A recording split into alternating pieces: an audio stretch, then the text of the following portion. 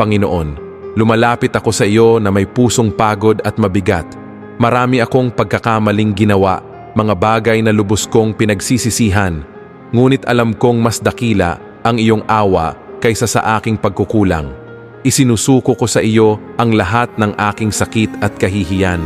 Linisin mo ako, baguhin mo ako, at bigyan mo ako ng lakas na muling maglakad sa iyong biyaya.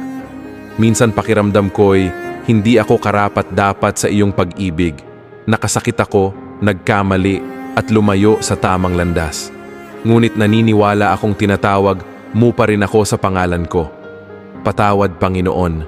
Turuan mo akong patawarin din ang aking sarili. Pagalingin mo ang mga sugat ng aking puso at gabayan mo ako tungo sa kapayapaan. Ayokong manatiling ganito. Pagod na akong paulit-ulit na bumagsak. Humihingi ako ng kapatawaran at ng lakas na tunay na magbabago. Hubugin mo ako ayon sa iyong kalooban.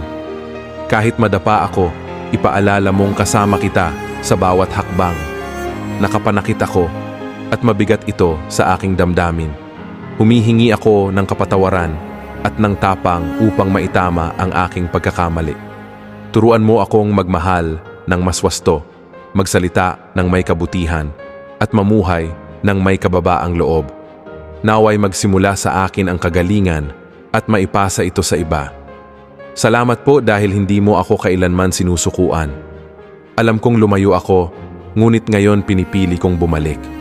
Patawarin mo ako, ibalik mo ang aking sigla. Patnubayan mo ako sa liwanag ng iyong kalooban. Naway ito na ang simula ng isang panibagong kabanata. Kasama ka. Sa makapangyarihang pangalan ni Jesus. Amen.